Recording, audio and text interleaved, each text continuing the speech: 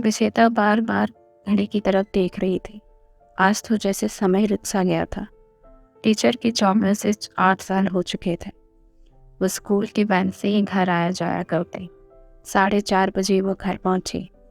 Bag एक तरफ फेंका और अपनी कमरे की तरफ भागी। 4 साल का बंटी सोया हुआ था।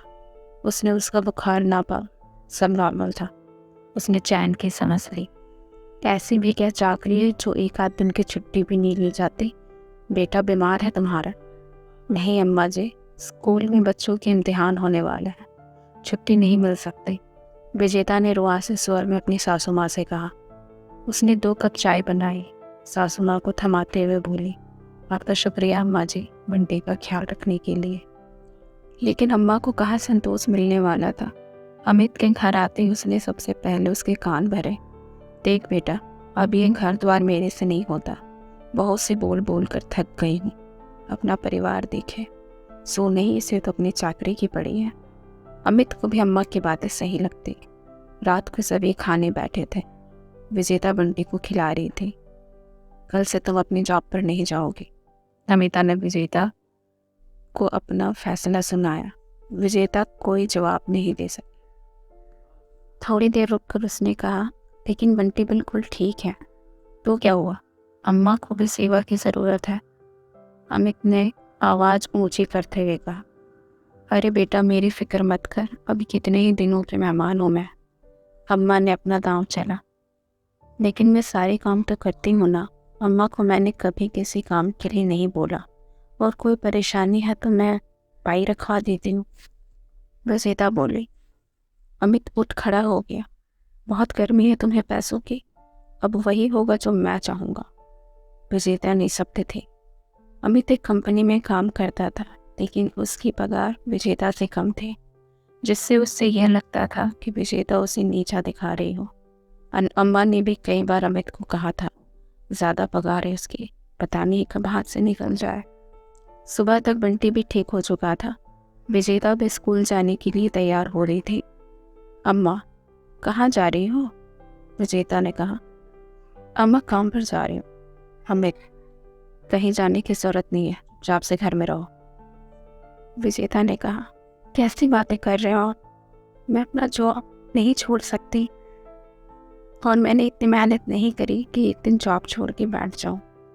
अमित ने आवाज़ ऊंची करते हुए कहा, तो चले जाओ अपने माँ बाप के पास, यहाँ तुम्हारी ज़रूरत नहीं। विजेता ने विस्मय भरी आंखों से अमित को देखा। कैसी बातें कर रहे हो आप? मैं क्यों जाऊँ उनके पास? तो जैसा मैं कहता हूँ वही करना होगा, अमित ने गुस्से से कहा। लेकिन मैं जॉब नहीं छोड़ सकती। विजेता के शब्द का बांध टूट चुका था। चटाक की गूंज से घर की दीवारें भी सहम गई। अमित ने विजेता के गालों पर एक जोरदार थप्पड़ जड़ती थी। वह सामने रखे टेबल से टकरा गई। सर से खून निकल रहा था। अम्मा डर के मारे वहां से चली गई। अमित भी खून देखकर सहम गया। वो विजेता की तरफ दौड़ा उसे उठाने। विजेता ने उसका हाथ फटकार दिया। वो लड़खड़ाते कदम से उठी, सर से बह रहे खून को साफ किया। स्कूल में फ़ोन कर लीव ली। उसने अपना बैग उठाया, एक हाथ से बंटी को पकड़ा, फिर ऑटो लेकर वहाँ से चली गई। कहाँ जाना है मैडम जी? ऑटो वाले की आवाज़ से उसकी तंद्रा भंग हुई। बस सामने वाले पार्क में चलो भैया। पार्क में बैठे बैठे सुबह से शाम हो गई। विजेता अभी भी दुविधा में थी कि वो क्या करे, कहाँ जाए। उसका फ़ोन रिंग कर रहा था। इसके पापा का कॉल था। हेलो बेटा, कहाँ हो? पापा, मैं बाहर हूँ। बाहर कहाँ?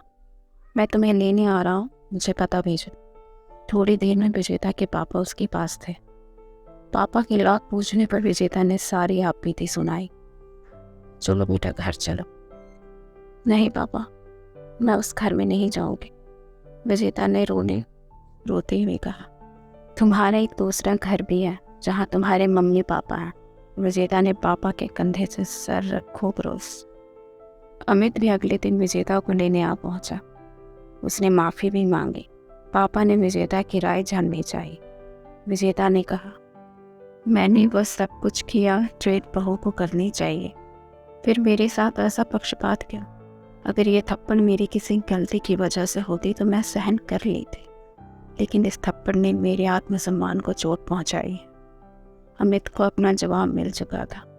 विजेता ने अपने पापा की तरफ सम्मान भरी नज़रों से देखा। पापा, अगर आपने मुझे काबिल नहीं बनाया होता तो शायद मैं खुद के लिए कभी निर्णय नहीं ले पाती। थैंक यू पापा। बेटा, मैं हमेशा तुम्हारे साथ।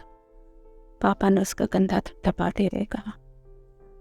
आपको ये कहानी कैसी लगी कमेंट सेक्शन में ज़रूर बताएं और लाइक शेयर करना बिल्कुल ना भूल। Thank you.